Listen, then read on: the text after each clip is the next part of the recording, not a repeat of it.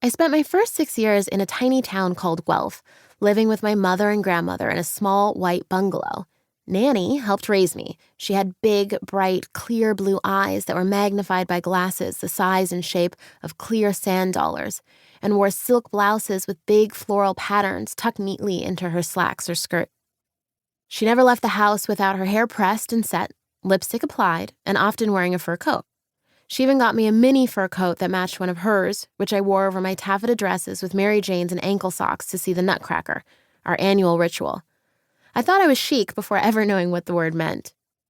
A man does not buy his wife fur to keep her warm, but to keep her pleasant, was something Nanny often said.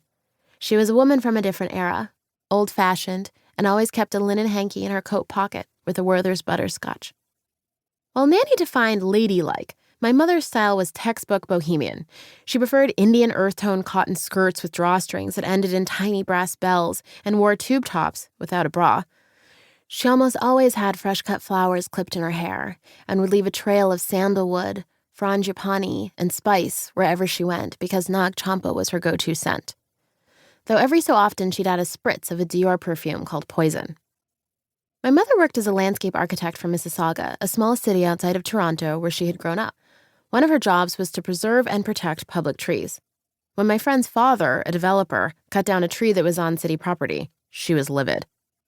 "These trees are works of art that the earth has been cultivating for decades," she'd often say, adding, "Cutting them down is not only an incredibly violent act, but it reeks of colonialism."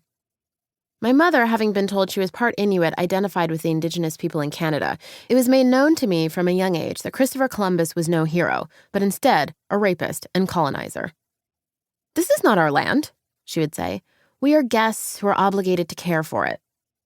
While my father's visits were fleeting, my nanny was my rock, and from her I received unconditional love.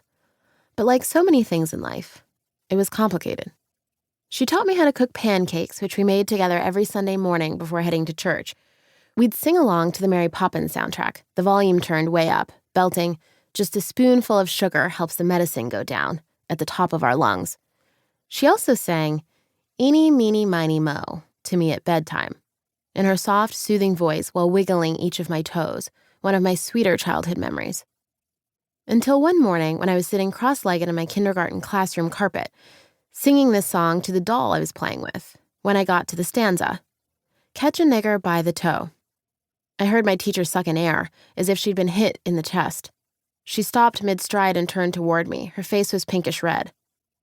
"Aurora," she said in a stern voice that I had not heard before, "come with me this instant." She seemed upset and marched me to the principal's office. I had no idea what I had done. The next thing I remember is my mother arriving, looking flustered. We never spoke about race in my family. All I knew was that my mom was white, my dad was black, and I was somewhere in between, which at that point in my life mostly meant that my hair was a little hard to manage. I was also the only brown girl in my kindergarten class.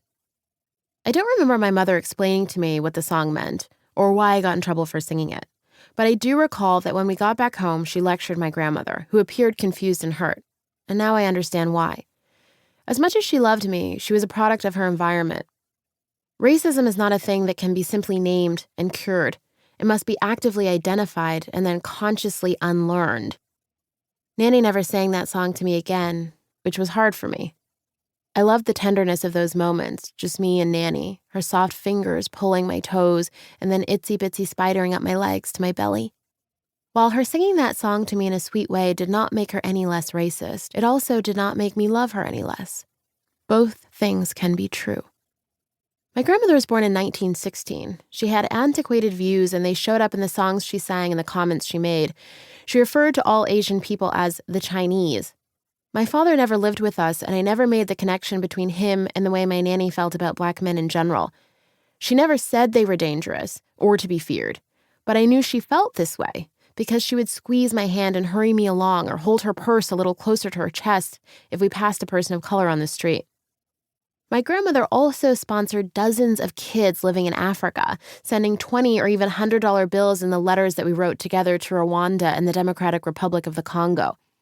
I did not yet have language for colonialism or white saviorism. I was 6. And still, these relationships with my grandmother's paid pen pals helped me understand the complexities of my privilege. I had food, education, and access. Imagine being in Simon's shoes, she'd say.